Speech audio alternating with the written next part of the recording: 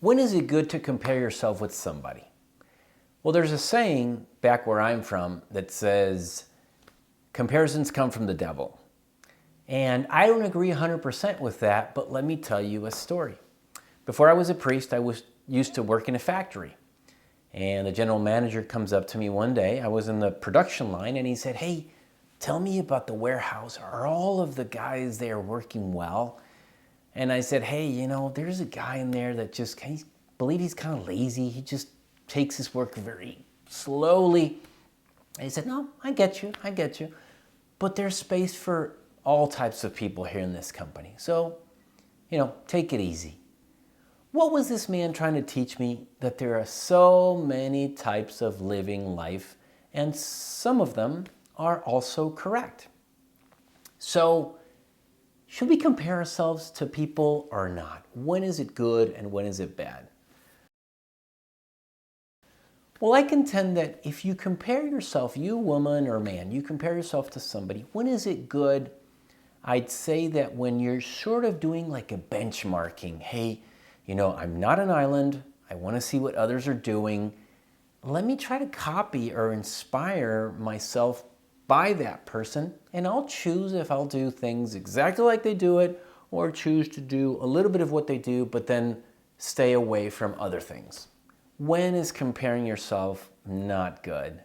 Well, it's not good when it opens up doors to a lot of things such as jealousy, envy, slander, depression. Comparison can lead to all those things, and actually in everyday lives, it does lead to those things.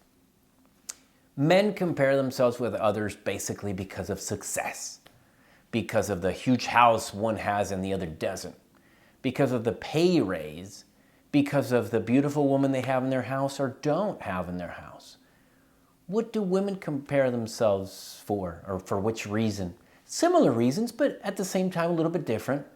It's if they're thinner or not, if their hair is looking very well or not, beauty, the man of the other woman, do they have this vacation house or not? As you can see, very similar things. And this doesn't help. How can we get out of this sense of comparing ourselves and bringing just all sorts of unhappiness and unrest to our hearts? Two things, my friends. One of them is true spirit of charity, and number two is a mentality of abundance. So let's talk about each one. True spirit of charity. Look, if I want the good for the other, a very Christian principle that we've heard for many years is no one has more love for their friends than he who gives them their life for them. Why wouldn't I want the good of my brother or my sister? Yeah, it is a temptation to feel envy, but I have to reject that temptation. It comes. Yes, it comes. But you have to say, is that going to make me a better person? Is it going to thrust me in my own career by not wanting so-and-so to have success? It's not going to help me. It gives me a lot of peace to wish the best for other people's lives. How about the other principle, the principle of abundance? Well, I've read an author that talks about people with scarcity mentality and abundance mentality. I was hearing a podcast from an actress, and I loved what she said about, I used to be one of those women who thought her win is my loss. And she said, that's crazy. Her win is not my loss. I'm connecting things that are not to be connected. Her win is her win, and in a certain sense, with charity, her triumph is also my triumph. We should keep away from connecting things that need to be separated. So, is comparing good or bad? There could be some moments when comparison is good, but mostly it's bad. When can it be good?